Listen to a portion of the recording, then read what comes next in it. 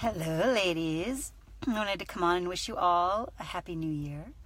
I am actually hiding out in the parking lot of the grocery store, which is kind of funny because I thought I would come on. Usually I'm always like pretty happy about things in life, but I always have my moments too. And I feel like I read this great book called The Big Leap a few years ago. And basically he talks about this phenomenon called upper limiting, which if you get to a certain level of happiness in your relationships, in your life, whatever it is, that you may start to self-sabotage a little bit to knock yourself down to a place where you feel comfortable. And basically we do this a lot in life because it's just our subconscious and our body. That's like, so their way of keeping us safe. It's its way of keeping us safe. It wants things to be the same and not to have a lot of change.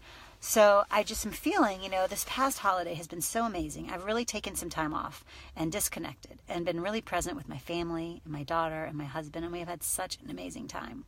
And I'm just feeling the, back to the reality setting in. And it's hard because I just love this level of presence that we've had with each other. And the days with no agenda and just to be able to go and do as we please. And I'm feeling sad that that's coming to an end. And I felt it today because, my husband's stressed. He's got a lot of work to do. And it's all like back to the grind. And one of my goals is to continue to find ways to create that time where there is no agenda and just presence. So we kind of talked about how we could make that happen. But I realized today we were having an upper limiting moment because we got into kind of a big fight this morning.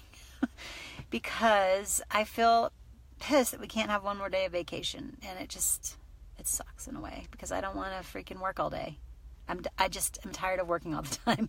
And I know I need more balance. So that's another thing that I'm going to be better at. But I do pretty well with taking care of myself and knowing what I need to do. So that's why today I'm like, I got to get out of the house for a minute.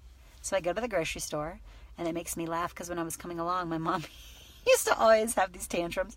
She'd be like, I'm leaving and never coming back. And then she'd go to the grocery store. And now I can relate to how she feels when you have those moments. You're like, I got to get out of the house by myself for a minute. And then I do that. And I just had a little moment and process some emotions and just let that shit flow because you got to. And I knew if I didn't, I would be grouchy all day. So now I feel like I've processed my emotions. I've met them with loving presence. And now I can go about my day much more grounded with a better understanding of why what happened this morning happened. And that, we're all just doing our best. And anyways, but I'm also excited because it's New Year's Eve. And I love New Year's Eve because, it's a fun time to transition into the new year. Tomorrow's a full moon. That's exciting. And we always have a really fun party at our neighbor's house that's kid-friendly. So we'll be looking to do some of that tonight. And I spent this morning recapping some of my favorite moments of 2017 again. I love doing that through a visual, kind of picking one photo per month of your best moments. And so I did that this morning. I'll post that later for you guys to see. But I just wanted to come on and kind of show you that I, too, am human. And we all have our moments. And I think a lot of people can go through this little bit of downtime after the holidays. Kind of that re-entry is rough. So give yourself some extra love and do what you need to make sure you can transition with a lot of self-care and a lot of understanding and acceptance for whatever may arise and knowing that it's all good. All right, ladies. Happy New Year.